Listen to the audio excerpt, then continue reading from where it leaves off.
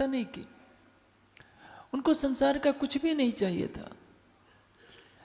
सूरस ब्रज की सुंदरी पायो सुगम, सो सहजे घर आया जाको वेदे कहिया आगम। जिस निराकार को कोई पार नहीं कर पाया, पंचवासनाओं के अतिरिक्त गोपियां सरलता से पार हो गई, क्योंकि उनके पास एक निष्ठा थी श्री कृष्ण के प्रति अनन्य प्रेम का। उसी तरह से जीवन में यदि पता चल जाए कि सच्चिदानंद परमात्मा कौन है, कहाँ है, कैसा है, तो उसके प्रति एक सर्वस्व समर्पण करना सबसे आवश्यक है। और जिसने ऐसा कर लिया वो वही संसार में बाजी मार लेता है। कलश की वाणी सबके लिए यही एक अनमोल उपहार है। इसी क्षेत्र में आपके यहाँ से 40 किलोमीटर दूर अनूप शहर पड़ता है, 40 लगभग 50-60 किलोमीटर जो भी है। इस अनूप शहर की धरती पर प्रकाश वाणी उतरी, कलश वाणी उतरी, सनंद वाणी उतरी। प्रकाश वाणी में एक बेहद वाणी का प्रकरण है, एक प्रकट वाणी का प्रकरण है। बेहद का अर्थ क्या होता है? चतुष्पाद विभूति, और उससे भी परे जाएंगे तो परम धाम। वेद का अर्थ ही होता है जिसका हद न हो, जिसकी हद न हो, अनंत। परम धाम भी अनंत है, चतुष्पाद विभूति जिसको योग माया का ब्रह्मांड कहते हैं वो भी अनंत है, और जीव सृष्टि के लिए तो निराकार ही अनंत है। सारी दुनिया इसी निराकार को ही परमात्मा मानकर बैठी है, जो निराकार क्या है? माया का स्वरूप है। निराकार के परे क्या है? बेहद है। बेहद के परे क्या है? अक्षर का स्वरूप है। अक्षर के परे क्या है? यह अक्षरातीत है।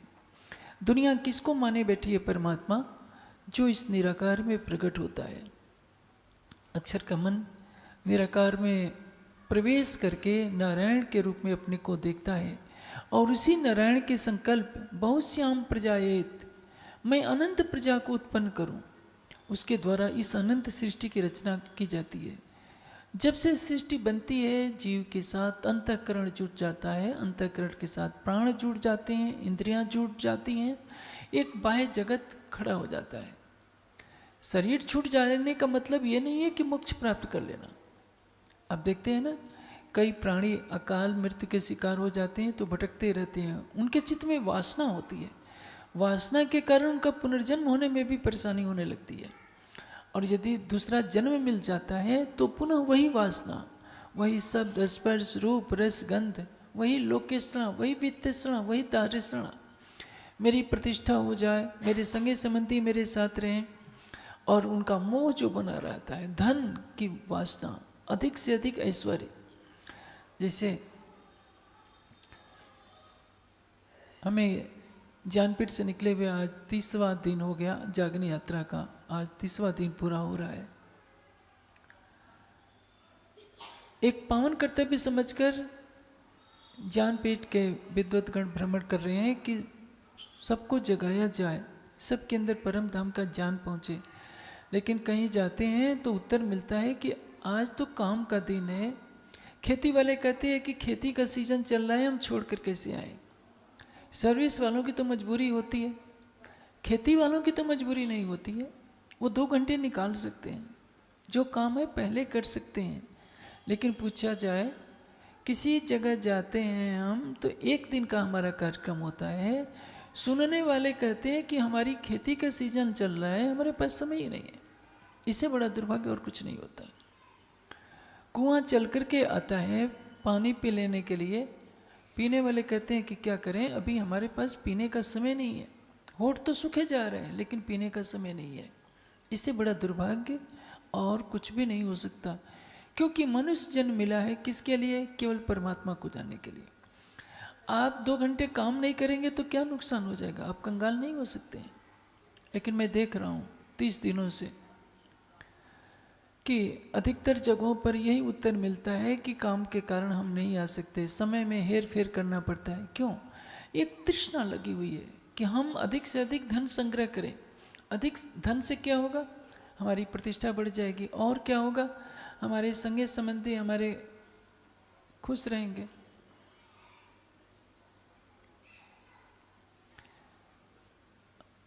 ऐसा क्यों होता है? केवल अज्ञानता के कारण। ये मोहमयी जगत है, मैं और मेरे का मोह हमको भ्रमित किए हुए है। ये सारा मोह क्या है? यही तो निराकार रूप मोह है जो दिखाई नहीं देता। बहन जी हाथ जोड़ता हूँ, थोड़े आगे बैठकर आप लोग डिस्टर्ब मत कीजिए। देखिए भाई, ये भागवत की कथा तो चल नहीं रही है, एक नाच रहा होता है, नचा रहा होता है, गाने वाले हो रहे होते हैं। हम किसी का मनोरंजन करने के लिए तो नहीं आए हैं। आपसे निवेदन है कि कुछ देर के लिए शांति से बैठिए। हमारी आत्मा या जीव इस पंचभौतिक तन को धारण किए बैठा है। वो स्वयं को नहीं जानता कि मेरा वास्तविक स्वरूप क्या है। जैसे सोते समय सोने वाला स्वयं को नहीं जानता कि मैं क्या हूँ, वैसे ही हमारी चेतना ने इस पंचभौतिक तन को धारण करने के बाद स्वयं के स्वरूप को भुला दिया है कि मैं अस्थि मांस का पिंजर नहीं हूँ। हमारा जो चल रहा है किसके लिए चल रहा है? शरीर को सजाने के लिए, शरीर को पुष्ट करने के लिए, शरीर को सुविधाएं बन देने के लिए। और इसका लाभ कौन उठा रहा है? केवल मन उठा रहा है। ऐसा मन है जिसको कभी तृप्त किया ही नहीं जा सकता। ये मन अभी चंद्रमा के बारे में सोचिए, चंद्रमा पर पहुंच गया। अभी बैकुंठ में सोचिए, मन बैकुंठ में चला गया। अभी मुंबई में चला गया। जो मन हर पल अनंत वेग से गमन कर सकता है, इंद्रियों के किसी भी सुख से उस मन को कभी भी शांत नहीं किया जा सकता। मन की शांति का क्या तरीका है? जब यह मन परमात्मा की तरफ समर्पित हो जाए। वास्तव में परमात्मा कौन है, कहाँ है, कैसा है? तो जैसे कि मैंने अभी कहा, सारा हिंदू समाज किस में फंसा हुआ है? हद में। बेहद की बात तो कोई कोई करता है। गीता में योगेश्वर श्री कृष्ण ने कहा है, न तत्र भास्ये सूर्यो, जहाँ ब्रह्मधाम है वहाँ सूर्य नहीं चमकता। न तत्र भास्ये सूर्यो न शशांको न पावका, वहाँ अग्नि का प्रकाश नहीं है, चंद्रमा नहीं है। यद गत्वा न निवर्तन्ते तद्धाम परमम, जहाँ जाने के बाद पुनः लौटना नहीं होता, मेरा वो परम धाम। अरे बहन जी वहीं बैठ जाइए ना भाई, जो भी लाए उसको पीछे ही रख दीजिए, हमें नहीं चाहिए, आप वहीं रखिए।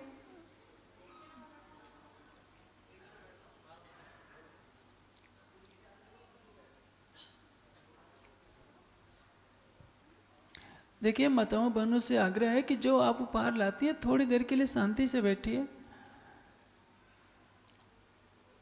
हमारा ये शरीर किस लिए मिला है? तृष्णाओं के पीछे भागते भागते तो हमारा सारा जीवन व्यतीत हो जाता है। पुनः क्या होता है? शरीर छूटता है, दूसरा तन मिलता है, उसके पश्चात तृष्णा तो तब भी नहीं मिटी, पूरा तन धारण करना पड़ेगा। पुनः अपि जननम पुनः अपि मरणम। किसी भी योनि में जाइए, माता के गर्भ में 9 माह कुछ माह तो रहना ही पड़ता है। पुनः वो जीव का शरीर बढ़ता है, किसी भी योनि में शरीर का पोषण करता है, रोग देखता है, बुढ़ापा देखता है, फिर मृत्यु का कष्ट, फिर जन्म। कोई इसके बारे में नहीं सोचता। कोई बिरला ही होता है जो जन्म मरण के चक्र से छूटता है। छूटने के बारे में वो सोचता है कि मैं हूँ कौन। अभी मैं बता रहा था कि सृष्टि में अक्षर ब्रह्म का मन आता है, नारायण के रूप में स्वयं को देखने लगता है, संकल्प करता है कि बहुत श्याम प्रजा थी, अनंत प्रजा उत्पन्न हो जाती है। और सभी जीव क्या करने लगते हैं? संसार से परे कोई सोच नहीं पाता। ये समस्त सृष्टि निराकार में लय हो जाती है। अब जो गांव-गांव में, शहर में आप जानते हैं परमात्मा की चर्चा बहुत कम होती है। वहाँ अनूपसर में गंगा के किनारे आश्रम में गया था, वहाँ के किसी भी महात्मा को ये पता नहीं है कि अद्वैत ब्रह्म क्या है। एक अद्वैत सच्चिदानंद परब्रह्म के बारे में बेचारे कुछ नहीं जानते। भगवे कपड़े पहने हैं, लेकिन घर द्वार उन्होंने भी छोड़ा है, लेकिन सच्चिदानंद परमात्मा जीवन का सर्वोपरि लक्ष्य, क्षर अक्षर से परे जो उत्तम पुरुष अक्षरातीत है, उसको जानना जीवन का सर्वोपरि लक्ष्य होना चाहिए। नचिकेता यमाचार्य के पास जाता है।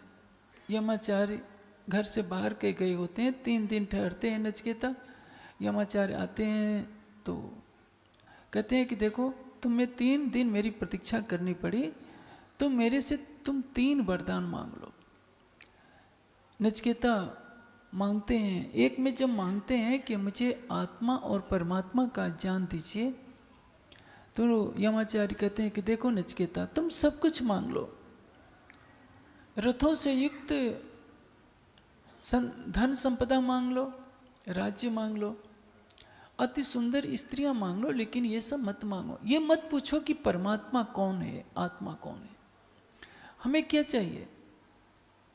यदि आपके सामने परमात्मा साक्षात उतर रहा है या सपने में परमात्मा दर्शन देकर कहें क्या चाहिए, तो आप क्या मांगेंगे? परमहंस महाराज श्री रामरतन दास जी के पास सुंदर साथ की सिफारिश गई कि महाराज जी आप सबको परम धाम दिखा दीजिए। महाराज जी ने कहा कि मैं तो दिखा दूं, कोई देखना ही नहीं चाहता है।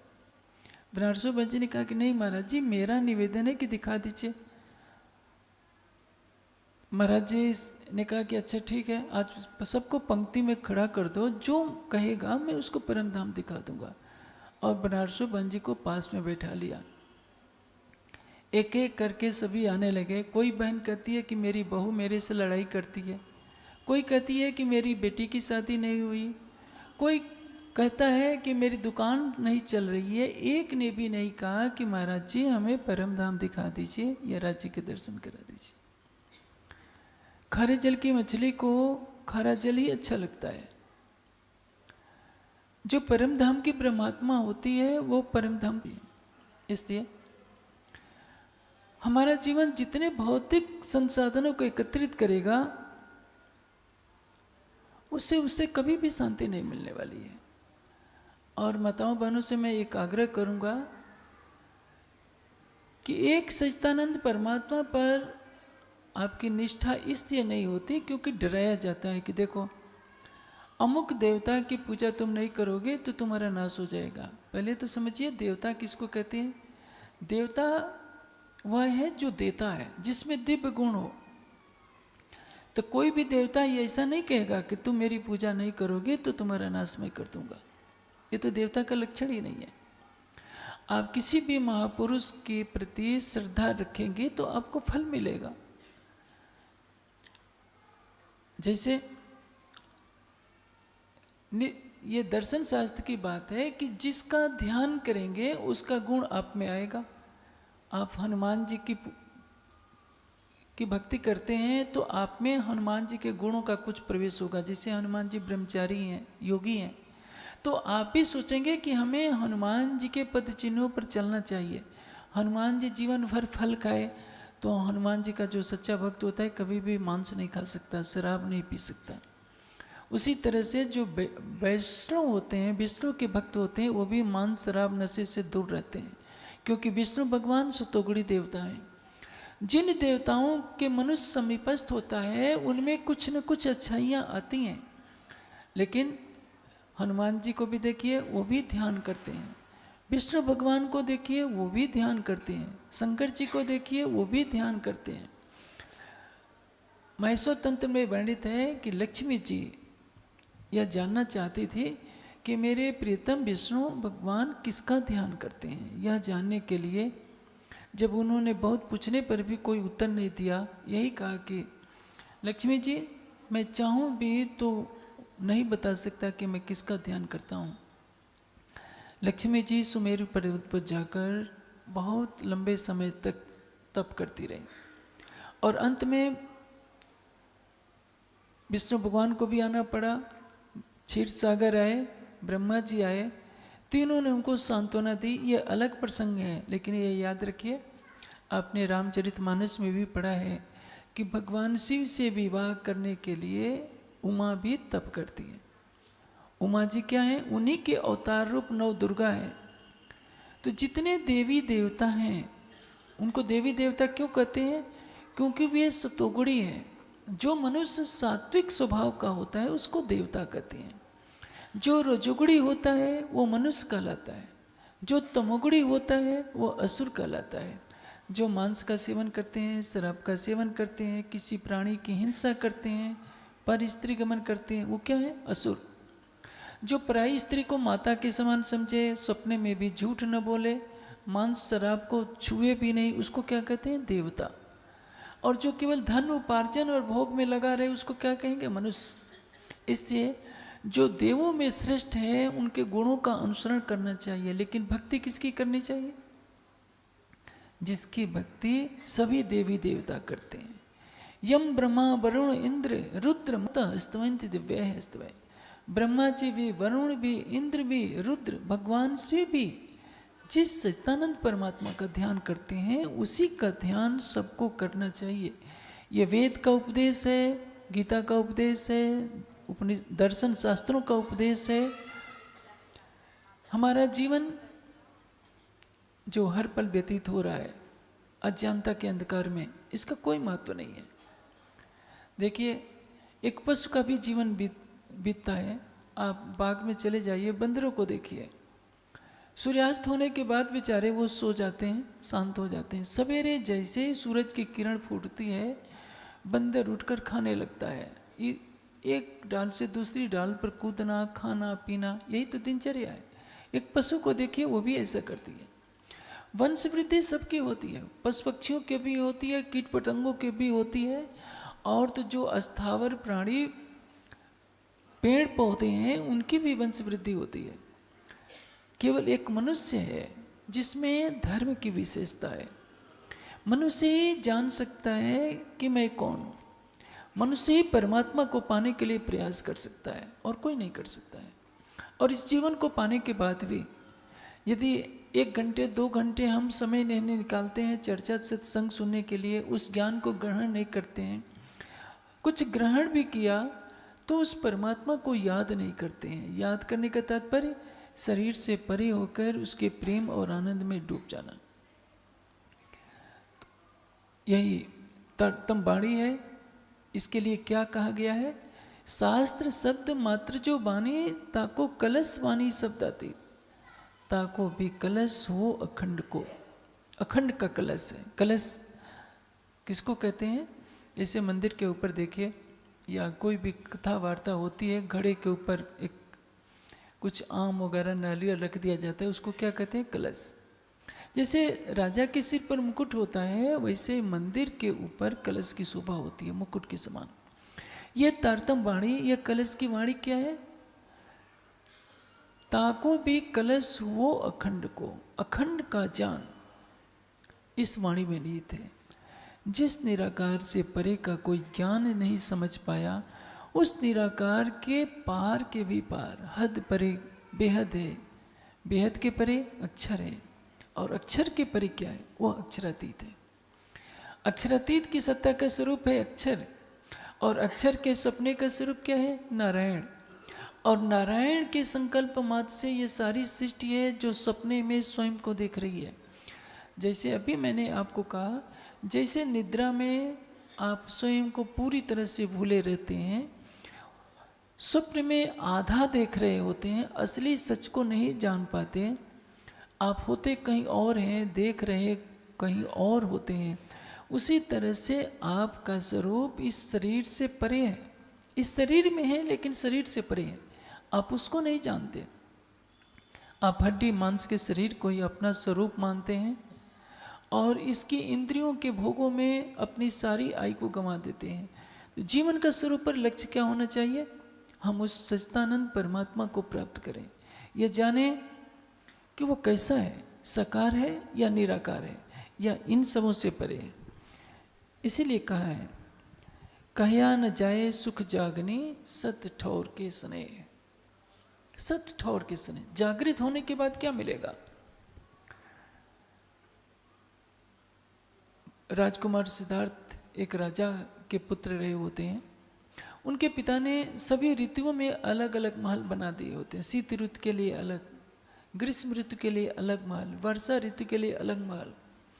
उन्होंने सोचा कि मेरे पुत्र को कहीं वैराग्य न हो जाए, क्योंकि एक योगी पुरुष ने बताया था कि आपका यह पुत्र या तो चक्रवर्ती सम्राट बनेगा या सन्यासी बनेगा। शायद ही कोई माता पिता होगा जो चाहेगा कि मेरा बेटा सन्यासी बने। हर कोई क्या चाहते हैं? कि वो धन संपदा का संरक्षक बने, क्योंकि जो सामने दिखाई देता है वही सच लगता है। हमें शरीर दिखता है तो ये सच लगता है, संसार दिखता है तो सच लगता है, लेकिन है क्या? ये सब कुछ स्वप्नवत है।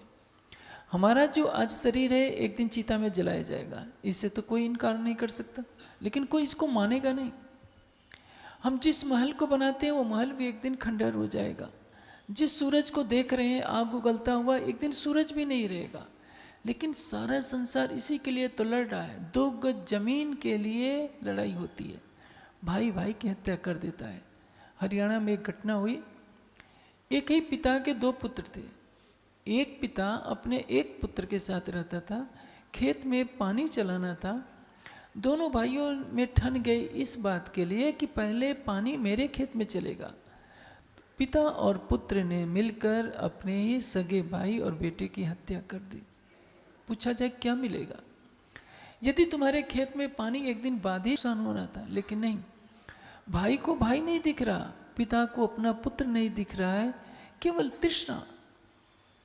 और इसमें उन्होंने दिन दोपहर अपने ही भाई अपने ही पुत्र को गला घोट करके मार डाला दोनों ने। ऐसी है माया की दुनिया, जिसको क्या कहा है, मेरी मेरी करत दुनी चाहते, बोझ ब्रह्मांड सिर लेवे, पाँव पलक का नहीं भरोसा, तो भी सिर सर्जन को न देवे। इसलिए सभी भाइयों से बहनों से मैं आग्रह करूंगा कि आपने जो कुछ भी संग्रह किया है, आज तक धन कमाया है, धन आपके साथ नहीं जाएगा। मरने के साथ क्या जाएगा? आपके कर्मों का फल जाएगा। यदि आपने शुभ कर्म किए होंगे तो अगला जन्म अच्छे घराने में होगा जहाँ ब्रह्म ज्ञान का प्रकाश मिलेगा। यदि अशुभ कर्म किए होंगे अधिक, तो पता नहीं किस पशु पक्षी की योनि में जाना पड़े। यदि परमात्मा की भक्ति की गई होगी तो वही आपके साथ जाएगा। सिकंदर चला था सारे संसार को जीतने के लिए, लेकिन जब शरीर छोड़कर जाने लगा तो उसने कहा कि मेरे दोनों हाथों को मेरे जो कफन है, जो जिस पर लेटाया जाता है, उसके दोनों तरफ मेरे दोनों हाथों को लटका देना, ताकि दुनिया देख के सिकंदर जा रहा है दोनों हाथों से खाली हाथ जा रहा है।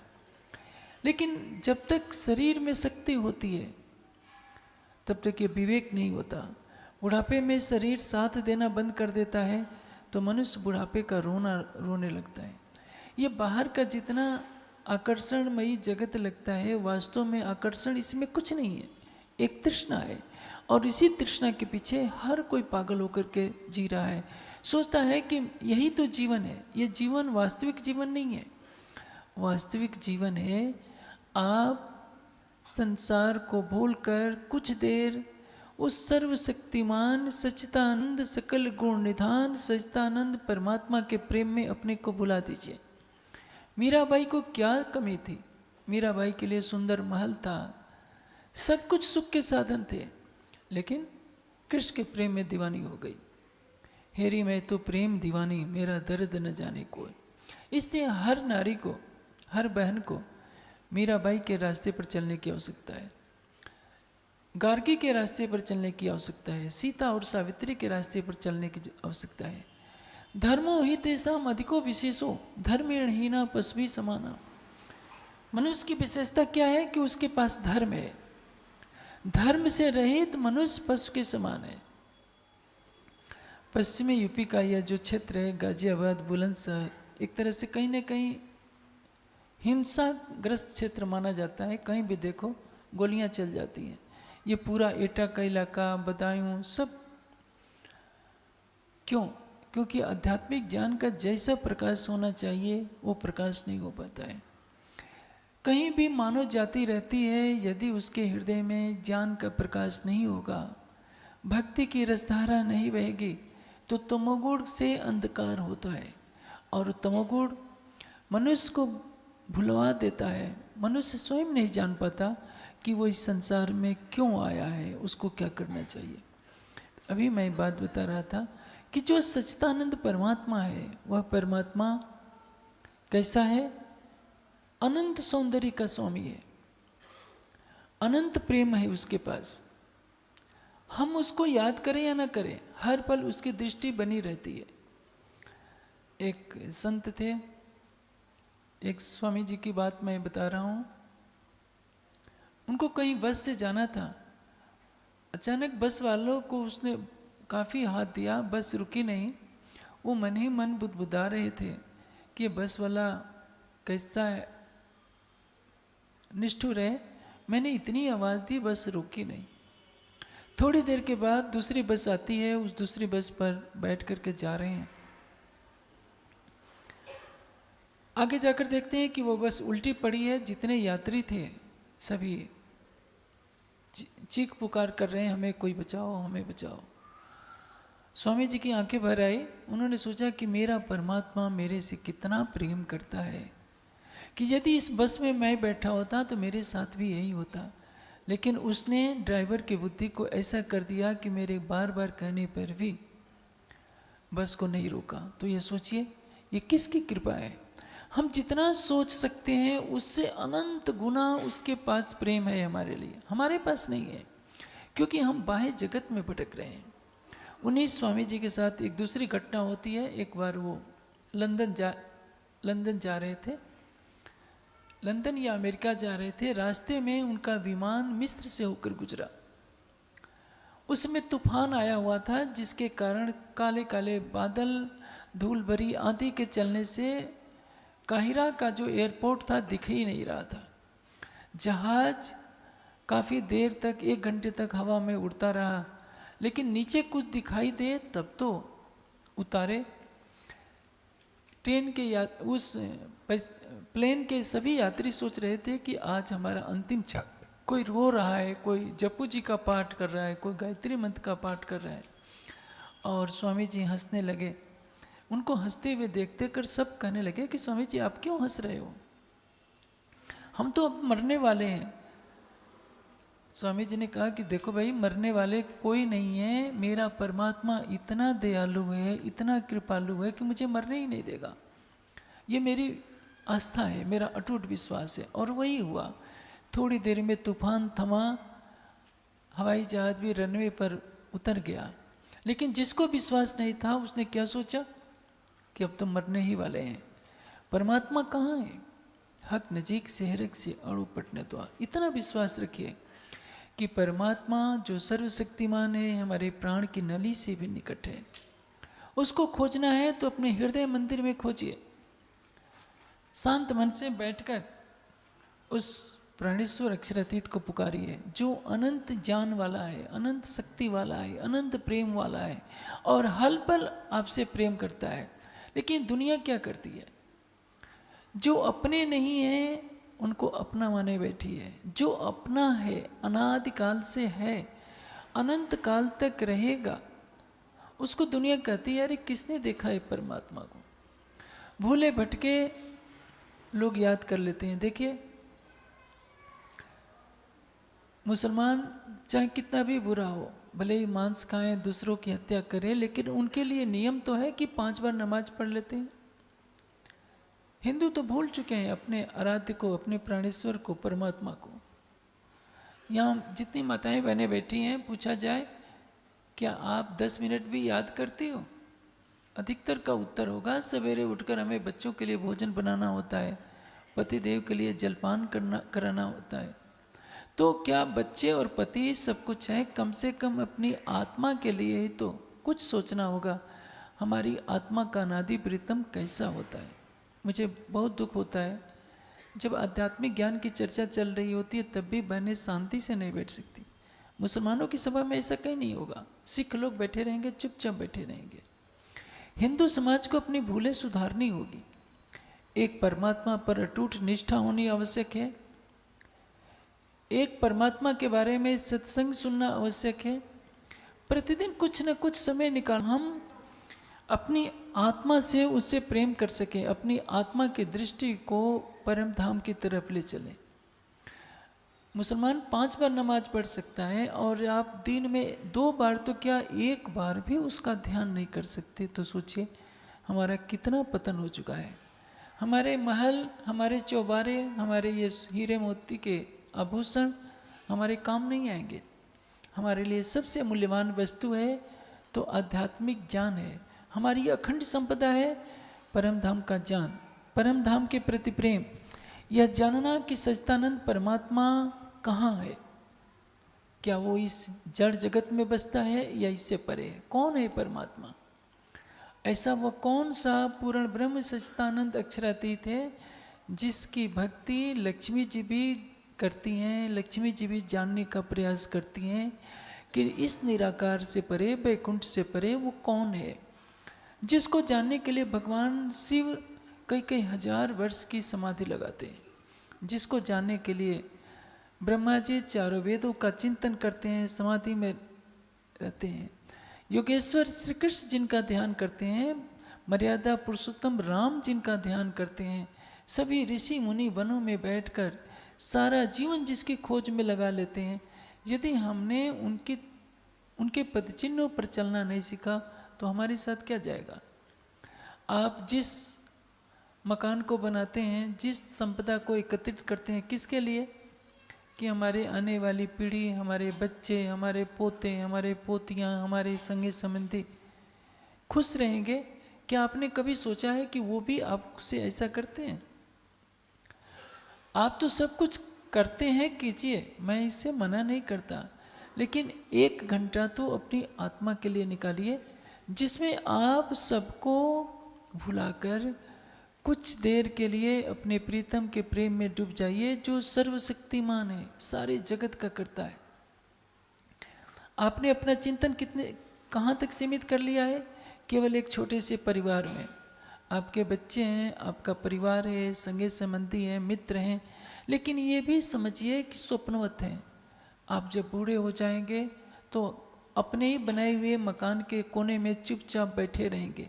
आपके पोते पोतियाँ हो जाएंगे। एक दिन ऐसा समय आएगा जब आप बिस्तर पर पड़े रहेंगे तो आपके ही बच्चे, आपके पोते आप पर आपको बोझ समझेंगे, यही मनाई करेंगे कि जल्दी दादाजी दादी जी खत्म हो जाएं, इनको बिस्तर पर ही देह क्रिया होनी पड़ रही है।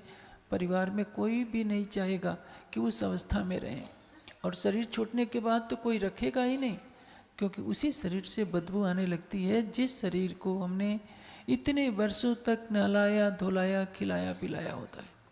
इसलिए जीवन के कड़वी सच्चाई को समझना होगा। युधिष्ठिर ने पूछा था यक्ष से, युधिष्ठिर से पूछा था यक्ष ने, युधिष्ठिर बताओ संसार में सबसे बड़ी आश्चर्यजनक वस्तु क्या है? युधिष्ठिर ने कहा था कि दूसरों को मरते हुए देखकर मनुष्य ये नहीं सोचता कि मुझे भी एक दिन मरना पड़ेगा। जो व्यक्ति ये सोचने लगता है कि क्या मैं भी मरूंगा और मरने से परे मैं कैसे हो जाऊंगा, वो अपना कल्याण कर लेता है। लेकिन जो नश्वर शरीर को अखंड मानता है वो इसी भ्रम का शिकार रहता है, मैं कभी मरूंगा नहीं। बुढ़ापा जब आने लगता है तो बुढ़ापे को छिपाने के लिए कोई बाल को रंगेगा, कोई दांत की जगह नए दांत लगा लेगा, लेकिन ये तो सब ऊपर की पालिश है। बुढ़ापा तो तब भी आएगा, मृत्यु तो तब भी आएगी, मृत्यु आपको छोड़ेगी नहीं। मृत्यु से बचने का क्या तरीका है? तमेव विदित्वात्, उस परमात्मा को जानिए, वह कहाँ है, कैसा है। क्षर अक्षर के पार है पिया अक्षरातीत आधार, बिन सन्मंत न पाइए कोटिन करे चार। क्षर अक्षर से परे, जब तक उस अक्षरातीत को आप नहीं जानेंगे, अपनी आत्मा के अनादि प्रियतम को नहीं जानेंगे, तब तक आपके जीवन का कोई भी कल्याण करने वाला नहीं है। आपका ये जगत स्वप्नवत है। स्वप्नवत इस जगत में कोई भी न तो आज तक पूर्ण रूप से शांति को प्राप्त कर पाया है, न कर सकेगा। कुत्र अपि को अपि न सुखी, संसार में कोई भी कहीं भी सुखी नहीं है। नानक दुखिया सब संसार, एक सुखिया जो नाम आधार। जिसने उस परमात्मा के चरण कमल पकड़ लिए वही सुखी है। इसलिए वाणी क्या कहती है? कर कबीला पार का अंकुर बल सुरधीर। हम संसार के रिश्तों को निभाने में लगे रहेंगे कि हमारे ये कुल खानदान के हैं, हमारे ये हैं, आप निभाइए, लेकिन आपका पहला रिश्ता किससे है? आपकी आत्मशक्तिमान से। इसलिए जीवन में उस आध्यात्मिक ज्ञान को महत्ता दीजिए, कुछ स्वाध्याय कीजिए, कुछ आध्यात्मिक ज्ञान को जो प्राप्त किया उनसे जाकर सत्संग कीजिए। आंखें बंद करके, शरीर को भुलाकर, कुछ देर ध्यान कीजिए, आपको कुछ नहीं लगना है। आपसे सच्चिदानंद परमात्मा सोने के आभूषण नहीं मांगता, सोने के सिंहासन नहीं मांगता, कुछ खाने पीने की वस्तु नहीं मांगता। उसने तो सब कुछ आपको दिया है। उसके दिए हुए जीवन से आपके जीवन का अस्तित्व है। यदि वो 1 मिनट के लिए अपनी ऑक्सीजन रोक ले तो पृथ्वी पर कौन जीवित रहेगा? उसने जीवन दिया है, आपको रहने के लिए आवास दिया है। सारी सृष्टि उसकी कृपा पर अवलंबित है। ऐसे सर्वशक्तिमान सकल गुण निधान प्रीतम को छोड़कर यदि हम संसार में भटकते हैं तो हमसे बड़ी नादानी और किसी के द्वारा नहीं हो रही है। इसलिए यहाँ जो भी भाई बहन आए हैं, सत्संग प्रेमी आए हैं, मैं आग्रह करूँगा कि अपने हृदय में ज्ञान की ज्योति जलाएं, प्रेम की सरिता प्रवाहित करें। ज्ञान की ज्योति जलाकर क्षर अक्षर से परे उस अक्षरातीत का ज्ञान प्राप्त करें। इसके बारे में आपको अशोक जी सारी जानकारी देंगे। किस तरह से आप ग्रंथों का स्वाध्याय कर सकते हैं, किस तरह से घर बैठे प्रवचन सुन सकते हैं, किस तरह से आप ध्यान के मार्ग पर चल सकते हैं। मैं आशा करता हूँ कि मेरे वचन आपको अच्छे लगे होंगे। हो सकता है कुछ को कड़े भी लगे होंगे, किंतु ये याद रखिए, आंवला जो है कड़वाई होता है लेकिन शरीर के सारे रोगों को दूर करता है। आज का विज्ञान भी कहता है जो त्रिफला का सेवन करता है कुछ 6 वर्षों में उसके शरीर का कायाकल्प होने लगता है।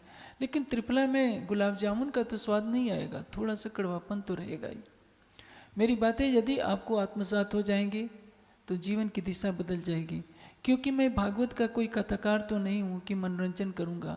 मैं तो वही कहूँगा जो आपके कल्याण के लिए आवश्यक है। और याद रखिए, सत्य कहने वाला और प्रिय कहने वाला कोई कोई होता है। कटु और सत्य कहने वाला कहीं कहीं मिलता है। मनोरंजन करना मुझे अभिष्ट नहीं था, इसलिए मुझे कष्ट हुआ कि बहनों को कम से कम अध्यात्म में आगे चलना चाहिए। क्योंकि मातृशक्ति ही यदि भौतिकता में रहेगी तो सृष्टि का विनाश हो जाएगा। नारी निर्मात्री भवति, नारी ही सृष्टि को जन्म देती है। यदि वो आध्यात्मिक होगी तो सारा समाज आध्यात्मिक होगा, सारा देश आध्यात्मिक होगा, मानवता का कल्याण होगा।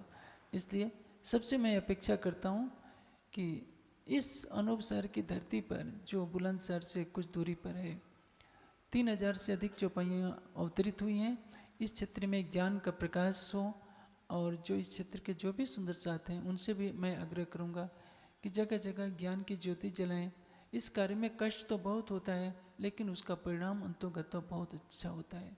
यहाँ जितने भी युवा वर्ग भी दिख रहा है, बहनों में भाइयों में, सभी मिलकर अपने हृदय में उस अक्षरातीत के प्रेम को जागृत करें।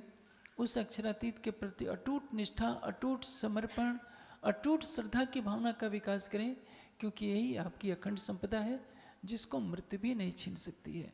और यदि आपके अंदर ये ज्योति जलती रही तो जब शरीर छूटेगा तो आपके अंतःचक्षुओं के सामने केवल प्रीतम का स्वरूप होगा जो आपको अखंड आनंद में विहार करेगा।